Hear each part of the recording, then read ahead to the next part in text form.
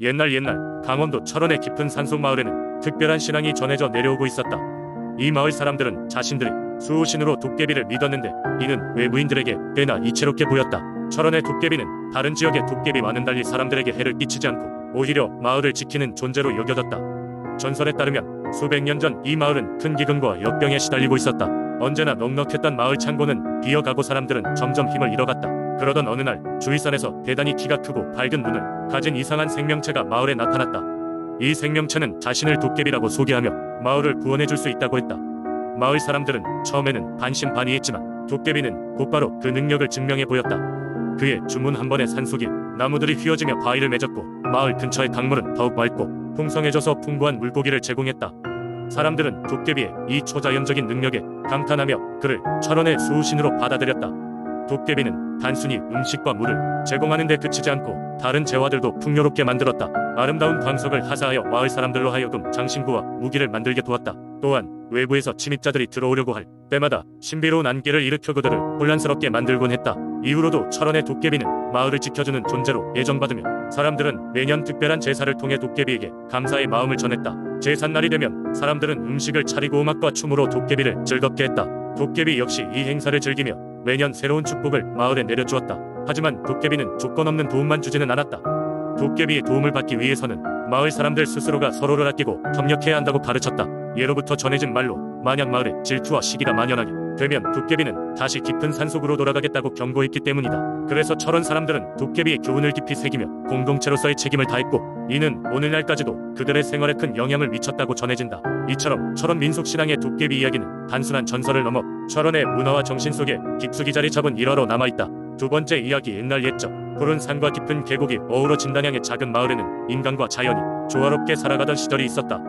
마을 사람들은 산과 강, 바람과 큰 나무들까지도 모두 영혼이 깃들어 있다고 믿으며 그들에게 경의를 표했다.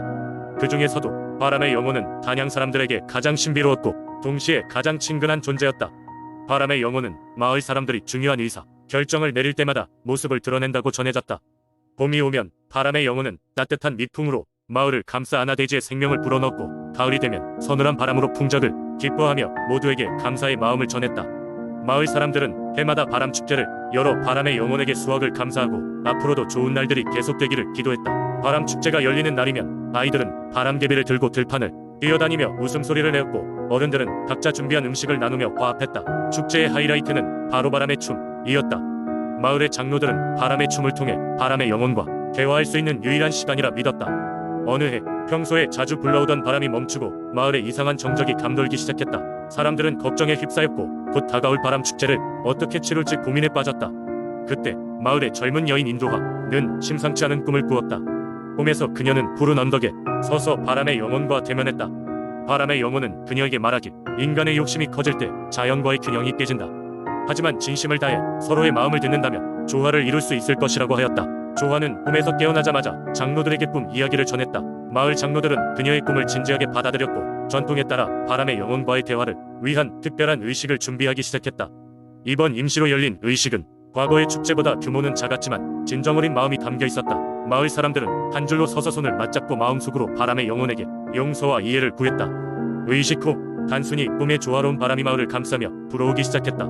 사람들은 환호했고 그날 이후로 단양에는 더욱 풍요롭고 평온한 날들이 이어졌다. 그 경험을 통해 마을 사람들은 자연과의 조화로운 관계가 얼마나 중요한지 절실히 깨닫게 되었다. 그 후로도 단양의 사람들은 매년 바람 축제를 통해 자연의 소중함을 기리고 서로의 마음을 나누며 여전히 바람의 영혼과 함께 살아가고 있다. 세 번째 이야기. 오랜 옛날 강원도 영월의 한 척척 산중 마을에는 은근할머니라는 신비로운 수호신이 살고 있었다. 은근할머니는 그 마을의 모든 생명을 지키는 수호자였으며 그녀는 마을 사람들 곁에서 항상 은은하게 존재하는 존재로 여겨졌다. 이 은근할머니의 전설은 마을의 수많은 세대를 통하여 구전되어 내려왔다. 은근할머니의 이야기는 그 신비로움에 걸맞게 한 소녀의 꿈에서 시작되었다. 어느 해 겨울 마을에선 몰아치는 눈보라 때문에 남녀노소 모두가 집안에 갇힌 적이 있었다. 날씨가 풀릴 기미가 보이지 않던 어느 날 밤 마을의 어린 소녀인 소영이는 꿈속에서 한 할머니를 만났다. 할머니는 백발이었고 그 빛나는 눈은 마치 하늘의 별처럼 반짝였다. 꿈속의 할머니는 소영이에게 다가와 부드러운 목소리로 말했다. 소영아, 잊지 마라. 너희는 결코 혼자가 아니란다. 이 마을엔 언제나 너희를 지키고 있는 수호신이 있단다. 할머니는 미소 지으며 말씀하셨고 그 순간 소영이는 할머니가 은근할머니라는 것을 직감적으로 깨달았다. 은근 할머니는 소영이와 손을 잡고 눈보라로 덮인 산을 걸으며 그 마을을 든든히 지키는 법, 자연의 조화 속에서 함께하는 법을 알려주었다. 그 신비로운 여행은 꿈속에 섞인 여정처럼 느껴졌지만 소영이가 깨어난 순간은 단 한순간이었다. 그녀는 자신에게 주어진 이 특별한 임무를 깊이 마음에 새기고 꿈에서 깨자마자 그녀의 부모님에게 달려가 꿈속에서의 이야기를 들려주었다. 마을 사람들은 소영이의 이야기를 듣고 흥미로워했다. 처음에 그들은 단순한 아이의 꿈이라 여기기도 했지만 그 꿈이 꾸준히 반복되고 그 내용이 더욱 구체적일수록 사람들은 그 꿈을 진지하게 받아들이기 시작했다. 특히 마을의 어르신들은 은근 할머니의 전설이 여전히 마을에 살아있음을 확신하며 그녀의 가르침을 지키고자 노력했다. 시간이 지나고 그 겨울은 무사히 지나갔다. 봄이 찾아오면서 마을 사람들은 은근 할머니에게 감사하는 마음으로 산속에 작은 제단을 세우고 매해 봄마다 그곳에서 감사의 제사를 지냈다. 그들은 은근 할머니의 존재가 자신들을 지켜보며 은은하게 도와준다고 믿었고 그 신앙은 마을 사람들에게 커다란 위안과 용기를 주었다. 세월이 흐르며 영월의 작은 마을은 여러 어려움을 겪게 되었지만 그럴 때마다 은근 할머니의 이야기는 사람들의 마음을 모으고 그들을 다시 세워주는 중심이 되었다. 은근 할머니가 전해준 지혜는 단순한 꿈속의 이야기가 아닌 마을 공동체의 근본적인 가치를 지켜주는 신앙으로 자리매김하게 되었다. 이제 은근 할머니는 단순한 전설을 넘어 마을 사람들의 마음속 깊이 자리잡은 영혼의 안내자로서 영원히 그들과 함께하는 존재가 되었다. 네 번째 이야기. 옛날 양구라는 작은 마을은 깊은 산속에 자리하고 있었다. 이 마을 사람들은 오랜 세월 동안 자연과 더불어 살아왔으며 특히 민속신앙에 크게 의지하였다. 그들은 땅과 하늘 그리고 물의 신을 섬기며 풍년과 평안을 기원하는 여러 가지 의식을 치르곤 했다. 그 중에서도 가장 으뜸으로 꼽히는 의식은 바로 별신굿이었다. 별신굿은 천상계와 소통하며 마을의 안녕과 번영을 기원하는 굿으로 해마다 가장 추운 계절에 치러졌다. 긴 겨울 동안 마을에는 적막이 가득했고 사람들은 안팎의 재앙을 피하기 위해 별신굿에 온 마음을 다했다. 이 굿은 마을의 무녀가 주관하였으며 하늘의 별들을 상징하는 사발이 노인재단 앞에서 시작되었다. 어느 해인가 마을 사람들은 유난히 가물었던 여름 탓에 가을에 풍년을 맞지 못하게 되었다. 비축해 두었던 곡식이 빠르게 줄어들기 시작했고 마을 사람들은 불어오는 칼바람과 함께 찾아올 힘든 겨울을 걱정할 수밖에 없었다. 이러한 위기 속에서 마을 사람들은 평소보다 더 정성을 다해 별신굿을 준비하기로 했다. 마을의 어르신들은 옛 조상의 방식을 훑어보며 가장 올바른 의식을 치르기 위해 힘썼다. 별신굿이 열리던 날 장장 며칠에 걸쳐 마을 사람들은 굿을 시작했다. 무녀는 마을 사람들과 함께 정성스럽게 제관을 차려입고 별신굿을 시작하였다. 북소리와 장단에 맞춰서 무녀는 세상을 가로지르며 노래하고 춤을 추었다. 양초는 성스럽게 타올랐다. 무녀는 용왕에게도 기도를 드리며 그에게 마을의 어려움을 전하고 용왕의 은총을 구하였다. 마침내 하늘의 별들이 흐릿하게 보이던 어느 날 밤 용왕이 꿈속에서 무녀에게 나타났다.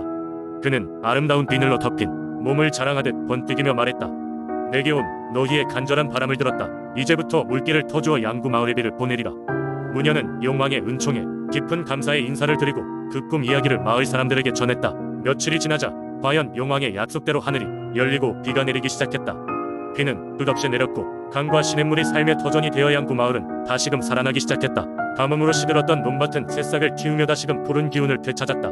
마을 사람들은 저마다 가벼운 마음으로 웃으며 새로운 계절을 맞이할 준비를 했다. 그 이후 마을 사람들은 해마다 더욱 성대하게 별신굿을 치르게 되었다고 한다. 이 별신굿을 통해 양구 마을 사람들은 자연과 신들, 특히 용왕과의 긴밀한 관계가 그들의 삶을 어떻게 풍요롭게 만들어줄 수 있는지를 배웠고 지금까지도 그 전통은 이어지고 있다. 이렇듯 양구의 별신굿은 마을 공동체의 뿌리를 다지고 하나로 연결해주는 소중한 풍습으로 남아있다. 다섯 번째 이야기. 옛날 옛적 충주 산자락 아래 조용한 마을에는 대대로 내려오는 신비한 이야기가 전해져 왔습니다. 이 마을 가까이에는 맑고 깊은 연못이 있었는데 사람들은 이곳을 용담이라고 불렀습니다. 이유인즉슨 이 연못에는 용왕님이 살고 있어 가끔씩 그 모습을 드러낸다는 전설이 있었기 때문입니다. 용담에 얽힌 전설은 이렇게 시작됩니다. 어느 해 마을은 긴 가뭄에 시달려 농작물은 타들어가고 사람들 사이엔 절망의 그림자가 드리웠습니다. 이때 마을에 사는 한 농부가 있었습니다. 그는 성실하고 근면한 사람이었지만 자연의 힘 앞에서는 속수무책이었습니다. 어느 날 농부는 용담 근처를 지나다가 하늘을 보며 간절히 기도했습니다. 하늘이시여 비가 내리게 해주소. 그렇지 않으면 우리네 모두 굶어 죽고 말 것입니다. 그날 밤 농부는 이상한 꿈을 꾸었습니다. 꿈속에서 그는 용담의 맑은 물가에 서 있었고 갑자기 물가에서 비늘이 반짝이는 용이 솟아올라 그에게 말을 걸었습니다. 무엇이 너를 이곳까지 오게 만들었느냐? 잠결에도 농부는 그 용이 바로 전설 속의 용왕님이라는 것을 직감했습니다. 농부는 두려운 마음을 억누르고 용왕님에게 마을의 궁핍한 상황을 호소했습니다. 그러자 용왕님은 깊은 한숨과 함께 대답했습니다. 인간의 탐욕과 어리석음이 자연의 균형을 깨뜨리며 이런 재앙을 불러왔다. 하지만 내가 성실하고 노력하는 마음을 다졌으니 이번 한 번은 도와주도록 하마. 용왕님의 말씀에 꿈속의 농부는 감사함과 안도감으로 가득 찼습니다. 다음 날 아침 농부는 꿈에서 깨어나고 용담을 방문했습니다. 그곳에는 이미 마을 사람들이 모여 있었고 이내 하늘에서 펑펑 내리는 비를 보고 환호성을 질렀습니다. 용담의 용왕님이 농부의 간절한 기도에 응답한 것이었습니다. 마을 사람들은 오랜 가뭄 끝에 찾아온 비를 맞으며 감사의 마음을 가득 담아 용담을 바라보았습니다. 그 이후로도 마을 사람들은 용담을 신성시하며 해마다 그 앞에서 제사를 지내며 감사의 마음을 표했다고 합니다. 어느덧 세월이 흘러가며 이야기는 전설로 남았지만 그 용담은 여전히 그곳에 남아 맑고 푸른 물결을 자랑하며 옛 이야기를 아는 이들에게 신비한 감정을 불러일으킨다고 합니다. 용담은 눈에 보이는 것 너머의 무언가에 대한 경외심과 함께 인간과 자연의 깊은 연결성을 일깨워주는 신성한 존재로 남아 있습니다.